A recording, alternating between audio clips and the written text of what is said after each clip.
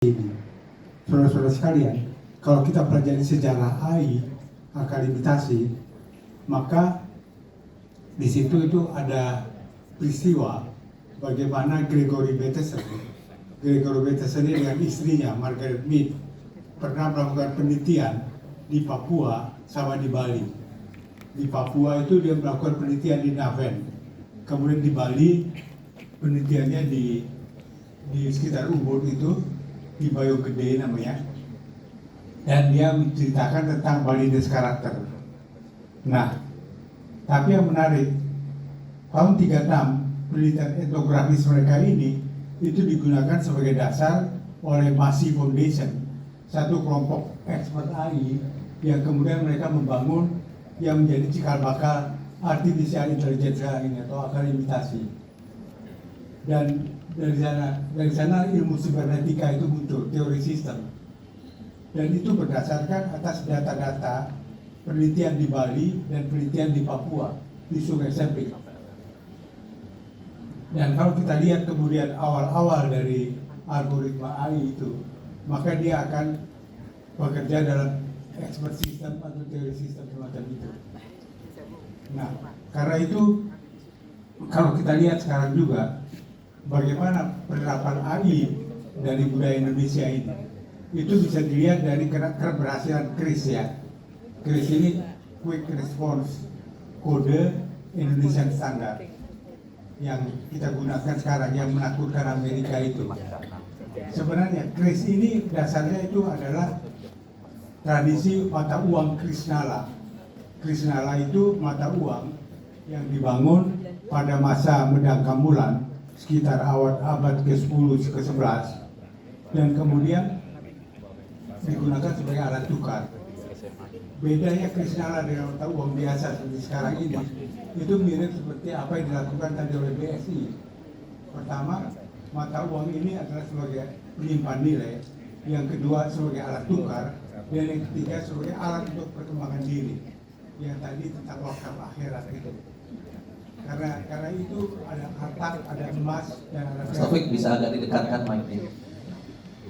ada nama-namanya sendiri itu. Jadi fungsi itu. Jadi KRIS ini yang bertransformasi sekarang itu adalah bentuk lain dari digitalisasi dari cara berpikir ekosistem Nusantara pada masa itu. Nah, karena itu cara kita Indonesia mau melakukan revolusi dan masuk ke dalam sistem AI ini, pertama memang harus melakukan terobosan penting ya dari sudut kebijakan. Dan ini yang saya mau usulkan langsung ke Wamendiki, kawan saya, terutama tentang peta jalan ini ya, adalah saya teringat dari kata-kata dari Tan Malaka. Tan Malaka itu melakukan catatan dari penjara ke penjara. Dia menceritakan tentang akar dari bagaimana membebaskan merdeka 100% dari Indonesia itu.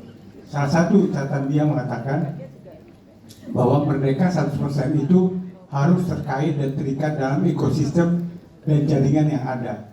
Nah, karena itu dia kemudian berbicara tentang tentang perlunya dibentuk Aslia. Aslia itu adalah yang mungkin yang dimaksud sebagai ASEAN sekarang ini. Dan apa yang dilakukan oleh Menko ekonomi tadi, kerjasama antara Eropa sama ASEAN sama. Nah, Aslia ini itu adalah jaringan ekosistem. Karena dan persoalannya kata Malaka ini, kita itu masih kekurangan bahasa, mungkin sama, tapi kekurangan aksara, kekurangan sistem koding. Nah, Aslia itu sistem kodingnya dulu pernah dibangun oleh orang-orang Jawa kuno. Jadi mereka menciptakan bahasa Jawa kuno itu yang tidak untuk menggunakan percakapan sehari-hari, tapi sebagai kode. Nah, karena itu kalau kita mampu mentransformasikan satu aksara yang sama di Aslia ini, maka dari situlah terobosan penting kerjasama kita dengan ASEAN, kemudian dan itu akan mentransformasi kode-kode yang akan masuk nanti di dalam pengkodingan ini, meniru keberhasilan dari keris ini.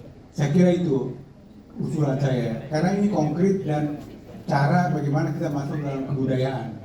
Bukan, iya, terima kasih. Ya, menarik sekali Mas Taufik Rasen, tapi aplaus dulu.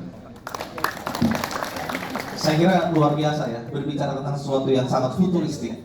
Bahkan kita belum tahu ujungnya kemana, tapi kemudian Mas Taufik Rasen menariknya juga tidak hanya ke depan, tapi ke belakang. Dan sebuah jembatan yang bisa dihubungkan begitu jauh, begitu dalam, saya kira menarik dalami. Tadi sudah, saya kira pesannya dicatat oleh Pak Wamen. Nah, saya ingin beralih, di sini juga hadir two giant lokal